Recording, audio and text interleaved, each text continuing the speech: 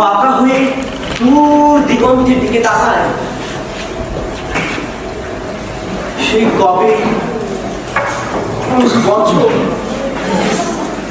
তার একটি মাত্র কন্যা অনেকে পড়েছিল, সেই কথা সে কাউকে কিচ্ছু বলে না।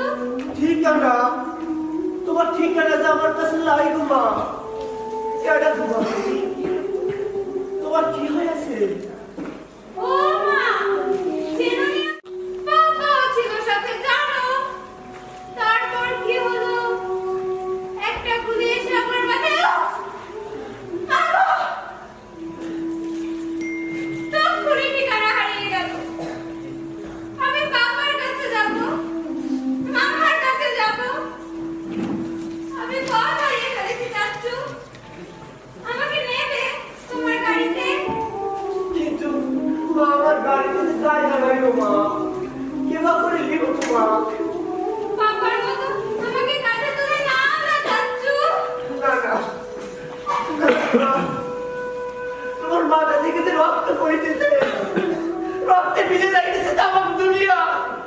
আমি কেমন করে লিব তোমার? হতভম্ব বাসিন্দাগণ বুঝতে পারে কি পারে না, দীর্ঘ পথ উঁচু নিচু, নয়নপুর কি নবীনপুর কিংবা অবসরগ্রস্ত এই চন্দ্রালোকিত রাত্রিতে ক্লান্তির অবসরকালে শেখ মহাজন প্রবেশ করে। তবে কি সে জীবিত, মৃত, কিংবা আদৌ জীবিত আদৌ মৃত বুঝতে পারে না।